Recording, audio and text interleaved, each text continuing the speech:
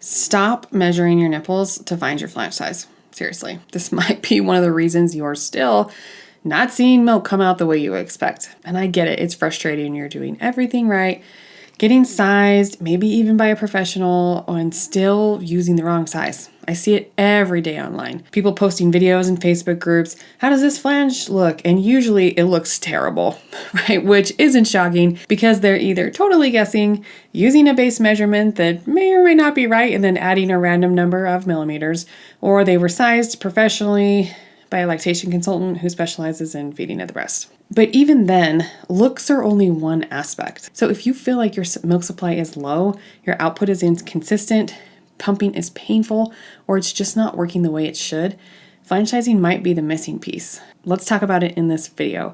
We do have some resources for you that you've requested in the description, but we'll get to those later. Do me a favor though, as we go through this video today, if you learn something new or if you have an aha moment, even if it's small, leave me a comment. I would love to know. It helps us know what to continue to teach, and it helps other moms learn more as well. Okay, so here's what I see most moms trying without flange sizing success. You measured, you added 0 to 4 millimeters, like the charts say, which is a pretty wide range. Maybe you were sized by one lactation consultant or 2 or 3, somehow all got different answers, and you're trying a few things. And now you're sitting there thinking, I'm sure this is right, but why does it still feel off? And that's not because you're doing anything wrong. It's that flange sizing is being taught like a one-time measurement problem. I need to know my measurement, and that's my size. When it's actually a performance problem. And here's what I mean. Most flange sizing advice treats your body like it's static. Measure once, pick the number, done. But your body is not static when you're pumping. Your tissue is moving. It's responding to suction. It's swelling, stretching, changing throughout the whole session, and even throughout your entire pumping journey. Also, here's a nugget for you. Your flange size can look right and still function terribly. And if it looks right, I mean, at least you've made it that far, because most of the ones that I see people posting randomly online look terrible. Don't even look right. When your flange size is off, there's a few things that usually follow. Milk doesn't flow well, letdowns are harder, you might get pain or swelling, and a lot of times milk is actually being left behind. A bad flange size doesn't always cause pain. I think that's a common misconception. I've seen and worked with a lot of moms who are like, my flange size is fine, I'm gonna try some other things, but when they actually dived a little deeper and made some adjustments, they're like, oh, pumping is way more comfortable. It wasn't really like hurting before, but this feels much better. And that's the kind of thing that I hear a lot with a good flange size. Okay, so if measuring isn't enough, how do you actually know where to start and how to size your flange? So that's what we're going to dive into next.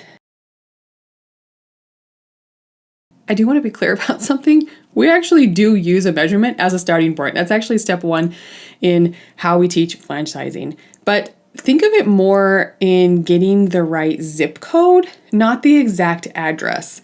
Because from there, what matters most is how your body performs under suction. On top of that, measuring is a whole art of its own.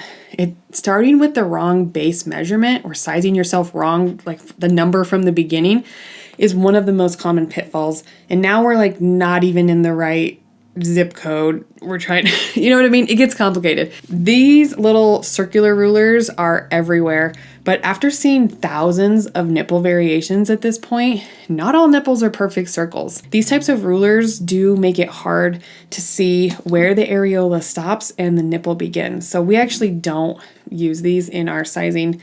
We find them to be a little bit more problematic than helpful. However, this is probably what you've seen all over. Finding the base or the middle or the tip of the nipple, even knowing where to measure is tricky, but that is a skill that can be taught and you can learn how to do it. Again, every nipple is different, so it's fun to kind of be able to look at your own and figure out, what does mine do? How does it function? The unique different shapes, lengths. Oh my gosh, there's so much variety. And this leads us really well into the next step. Even if you're struggling to find that base measurement number really accurately, the next step of seeing how it moves under suction can sometimes help you. Again, I love watching moms get to know their own bodies and kind of understand what they're looking at. In the next step of sizing, instead of asking, what size am I? We start asking better questions. Things like, how is my tissue moving in the flange? Am I getting multiple letdowns or just one? Is milk flowing easily or stalling out? Is there swelling happening during the session? Because those are the things that can actually tell you if it's working. Not a number or not even how it looks inside the flange. This was interesting actually. I had a client who had been sized multiple times. She was really confident in her flange sizing and that it was correct, but her output was still low. Pumping fell off. She couldn't figure out why. And that's actually why she joined our pumping efficiently system, was to like try and figure out why are things still not working, right? She went through all the, steps in the proficient pumping pyramid. And when she got to the flange sizing section, she actually learned to watch what her body was doing during pumping. She adjusted her flange size. It wasn't a huge adjustment. It was kind of a slight adjustment. I also think she adjusted the style of flange she was using and the shape, because it's not just the nipple, right? It's how does the shield sit at the breast? How does the tissue function? It's complex, right? But within a couple of days, her output jumped up and pumping felt completely different. And this is not unusual with flange sizing. Sometimes things are like a quick fix like that. Sometimes it takes a few days or weeks or months to dial it in. But either way, the milk was there and she just needed to get it out better. One of the reasons her output jumped up so quickly was because that she was able to then trigger multiple letdowns a lot easier because the sizing was right. It's always interesting to me how so many parts of our proficient pumping pyramid methodology work together and they all kind of play on each other. Flange sizing though does tend to be a big one where moms notice significant differences when they get it right. Sometimes it's a flange sizing issue, sometimes it's something else. You never really know until you kind of dig into figuring out the art of pumping, and really the art of pumping specific to you. Right? Pumping is so much more than just a flange measurement and, turning the suction on your pump. So much more than perfect settings, more than a 3-hour pumping schedule. I love teaching moms to learn what their unique body needs, what their milk supply is capable of, and how to become their own pumping experts. It is so fun to watch the empowerment that comes with that. And flange sizing can be a really fun place to start learning and experimenting. Here's another fun nugget for you. Flange sizing is not something that you get done once. Your body changes, your pumping changes, your response changes, which means that you need the ability to be able to adjust with it, not just, relying on someone else to give you a number, especially if you were sized in the hospital, okay? I can guarantee that even if you were sized really, really well in the hospital, it is 100% different now. Birth hormones, swelling, all of that immediate postpartum garbage that hopefully you're through now, right? We love that phase, but we're also glad it's done. These can cause interesting things to happen in your body, all right? It's not uncommon for nipple size and behavior to change rapidly in the first few weeks postpartum. So we often see moms adjusting sizes really quickly and sometimes largely in those first few weeks. We also see flange sizes change around 3, 6, 9, 12 months sometimes.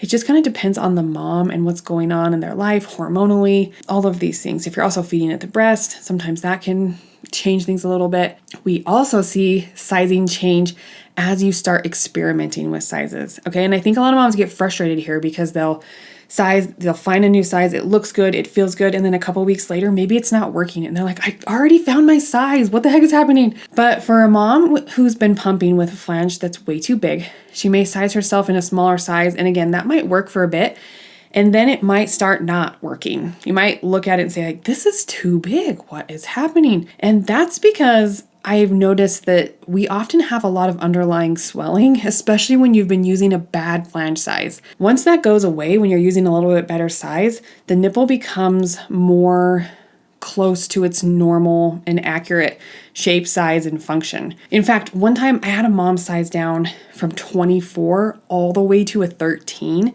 but it took her about 3 months to get there. And we actually didn't know 13 millimeters was the end goal because at first, the jump down to 17 fit really well. She saw immediate differences. It was so much better. Then after a few weeks, she realized like this isn't working quite as well and it actually doesn't look quite as good either. She went down to a 15 and that worked much better. And that's because a lot of the underlying swelling around the nipple and areola, which is really hard to see and visualize by the way, kind of went down and her nipple kind of returned to a more normal size, normal for her. Okay. And then several weeks again later, she was able to go down to a 13 because her nipple health was so much better, and it was actually the size, shape, and functioning like it was probably intended to from the beginning. She was in the bad size for a while. Her output and speed at which she could trigger letdowns was also highly improved each time she kind of made those adjustments. She could not have gone from a 24 to a 13 though.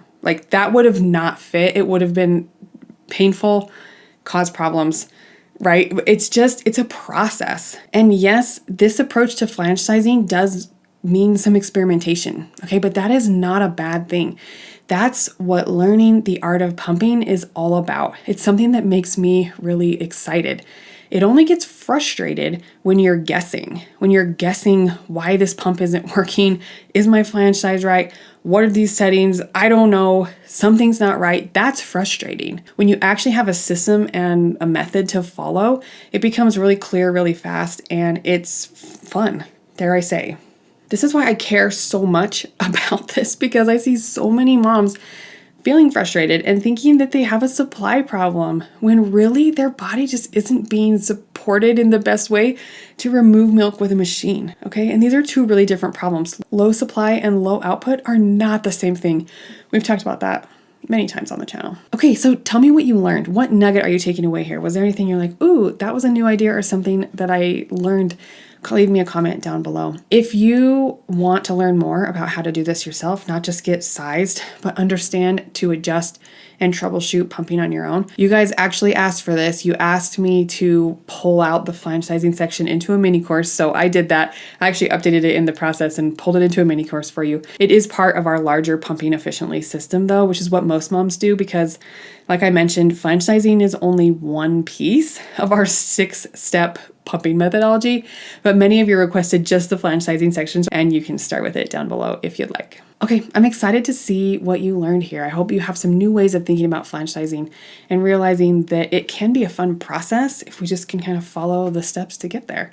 Here to help if you need it, but good luck with flange sizing and happy pumping.